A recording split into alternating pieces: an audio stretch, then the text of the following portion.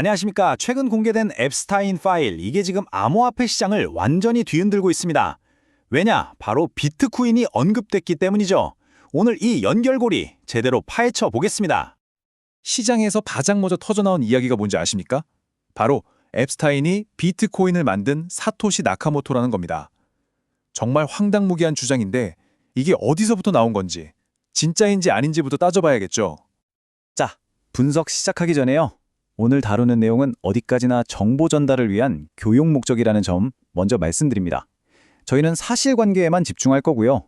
이건 절대 특정 자산에 대한 투자 조언이 아니라는 거 꼭 기억해 주시길 바랍니다. 자, 그럼 본격적으로 들어가 보죠. 지난 1월 30일에 파일이 딱 공개되자마자 크립토 커뮤니티가 발칵 뒤집혔습니다. 사람들이 막 여기저기서 의혹을 제기하면서 흩어진 퍼즐 조각들을 맞추기 시작한 거죠. 사람들이 가장 궁금해하는 것들이 바로 이런 것들이었습니다. X나 레딧 같은 데서 나온 핵심 질문들인데요.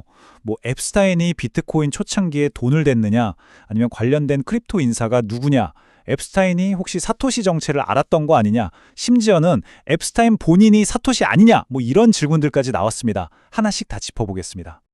좋습니다. 그럼 가장 충격적이었던 루머, 앱스타인이 사토시 나카모토라는 이 이야기부터 시작해보죠. 어디까지가 소문이고 또 어디까지가 사실인지 확실하게 선을 긋고 가겠습니다. 이 모든 논란의 시작은 바로 이 이메일 한 통이었습니다. 내용 한번 보세요. 사토시라는 가명이 완벽하게 작동하고 있다. 딱 보기에는 되게 그럴싸하잖아요. 그러니까 이게 소셜미디어에서 그냥 순식간에 터져나간 겁니다.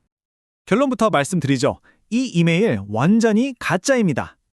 왜 가짜냐? 근거는 아주 명확합니다. 일단 이메일 자체를 보면요. 여기 수신 항목이 2번이나 들어가 있는 등 형식부터가 엉망이에요.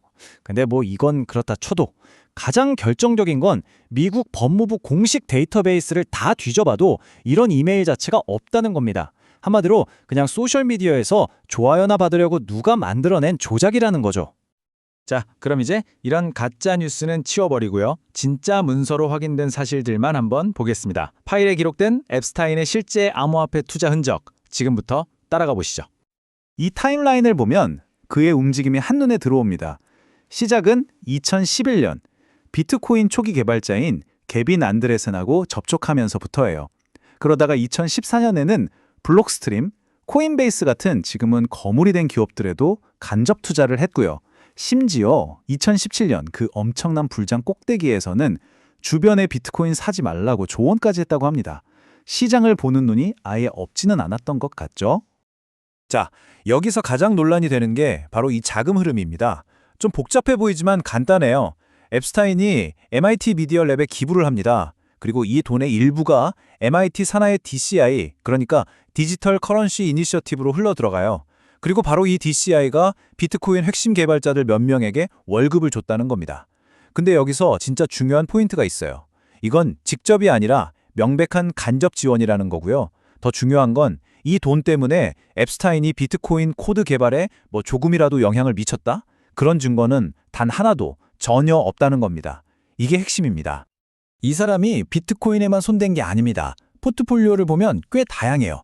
블록스트림에는 한 50만 달러 정도 간접 투자했다가 나중에 팔았고, 코인베이스에는 무려 300만 달러를 투자했죠. 근데 이걸 2018년에 절반만 팔았는데 1,500만 달러를 벌었어요. 수익률이 어마어마하죠. 그 외에도 지캐시나 리플, 스텔라 같은 다른 알트코인들과도 연결고리가 있었습니다. 자, 그럼 지금까지 나온 사실들을 다 종합해보면 우린 이걸 어떻게 봐야 할까요?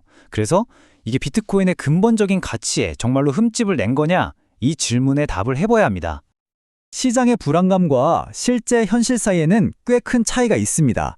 사람들은 혹시 비트코인 코드 자체가 오염된 거 아니냐 이렇게 걱정하지만 현실은 어떻습니까? 프로토콜은 아주 멀쩡합니다. 아무런 영향력의 증거가 없어요. 그러니까 이건 비트코인이라는 자산 자체의 가치가 무너진 게 아니라 대중들이 보는 이미지, 브랜드 평판에 타격을 입은 딱 그 정도의 문제라는 겁니다. 그리고 가장 중요한 정말 결정적인 사실이 있습니다. 바로 이 숫자 0. 이게 무슨 뜻이냐면요.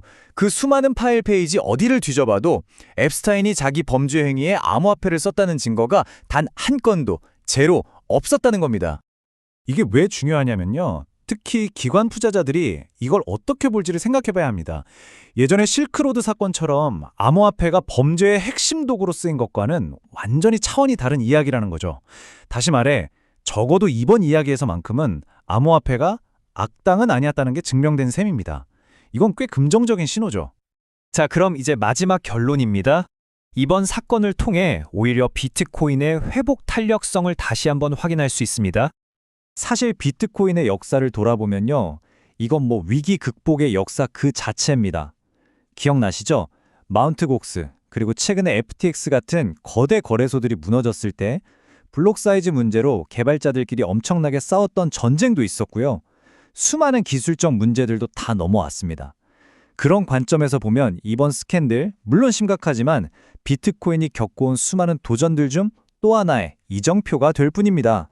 거래소 파산, 내부 전쟁, 그리고 이제는 이런 최악의 스캔들까지. 이 모든 걸 이겨낸 비트코인. 과연 다음은 무엇일까요? 근데 이 질문 자체가 역설적으로 비트코인 네트워크가 얼마나 굳건한지를 다시 한번 보여주고 있는 것 아닐까요? 오늘 분석은 여기까지입니다. 다시 한번 말씀드리지만 저희가 제공하는 정보는 투자 조언이 아니며 모든 투자 결정은 여러분 자신의 신중한 판단 아래 이루어져야 합니다. 더 깊이 있고 빠른 프리미엄 크립토 분석을 원하신다면 채널 구독과 알림 설정 잊지 마시기 바랍니다. 감사합니다.